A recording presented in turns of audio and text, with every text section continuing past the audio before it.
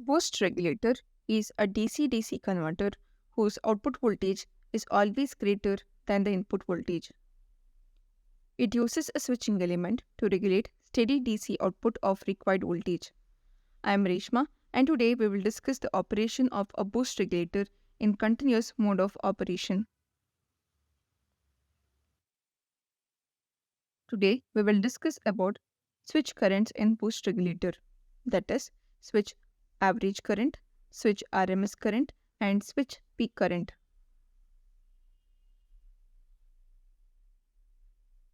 When the switch is turned off, there is no current in the switch. However, when the switch is turned on, current is flowing in the inductor, that is same as that of the current flowing in the switch. This is the rising current of the inductor. Hence, switch current is also equal to the inductor current during turn on.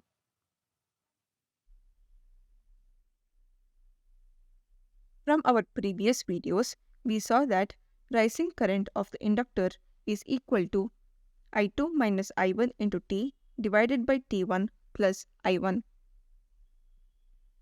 As the switch current is the rising current of the inductor, this value is also equal to the switch current.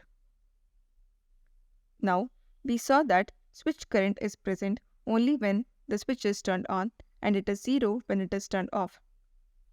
This can be represented as shown here.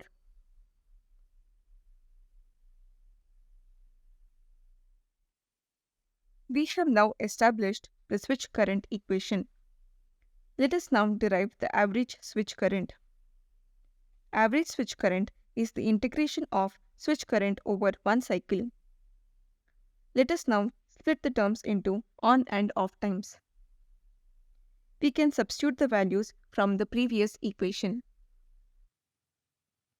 If we observe carefully, this equation is similar to that of a buck regulator switch equation which was solved in our previous buck videos.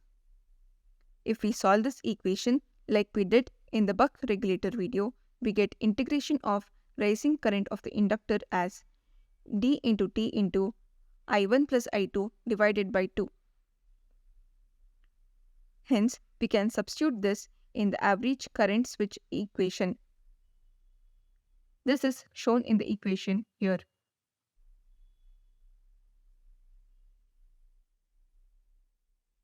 We can now substitute the integration of rising current of the inductor in average switch current equation.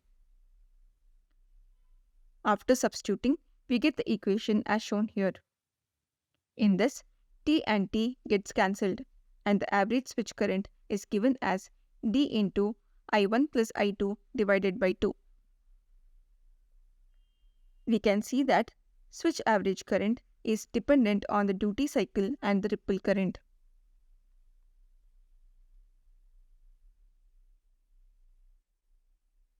From our previous equations, we know that I1 and I2 can be represented in terms of average inductor current and ripple current as shown. We know the average switch current equation that we derived in the last slide. Let us now substitute the value of I1 and I2 in average switch current equation. Here we can cancel out the common terms. On simplifying, we get switch average current is equal to D into inductor average current.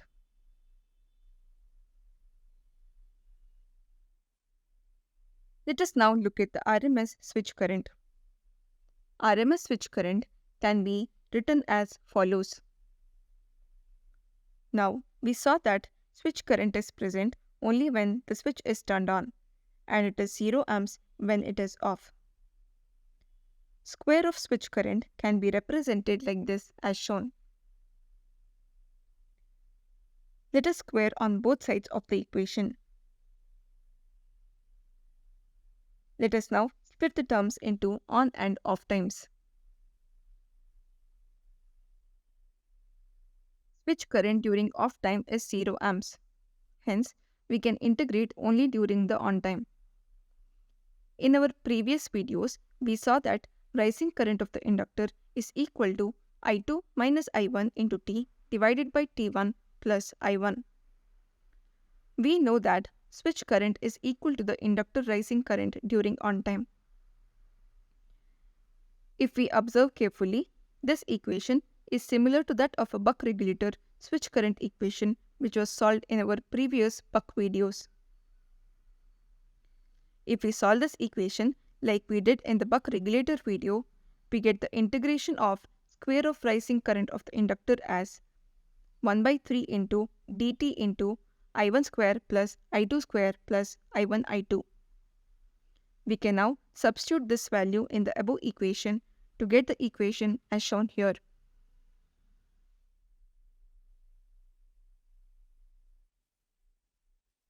We can now substitute the integration of square of rising current of the inductor in RMS switch current equation.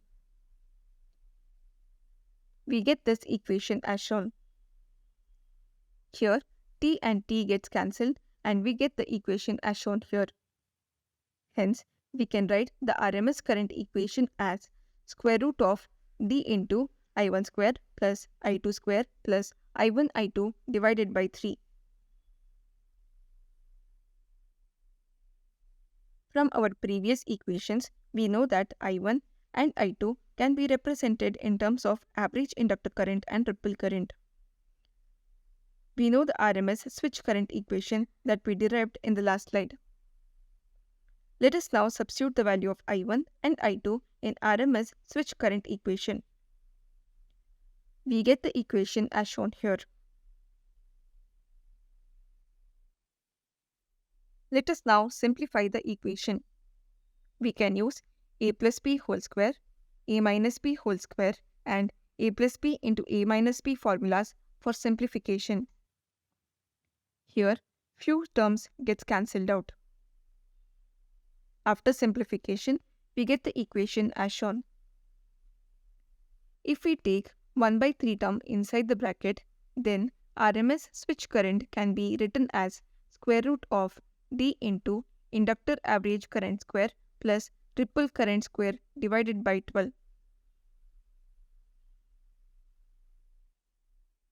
Let us now look at the switch peak current equation. We can see here that I2 is the peak current. This is nothing but inductor peak current.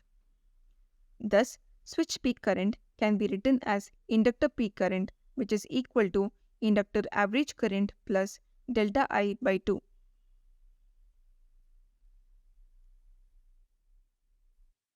To conclude, we can write switch average current is equal to d into I1 plus I2 divided by 2. Switch average current is also equal to d into inductor average current.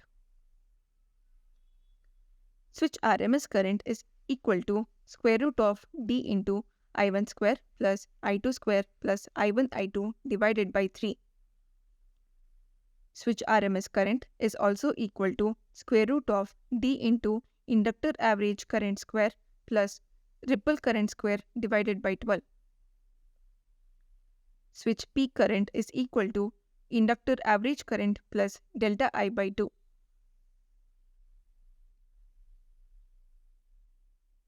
In this video, we saw switch current equations of a boost converter in continuous conduction mode.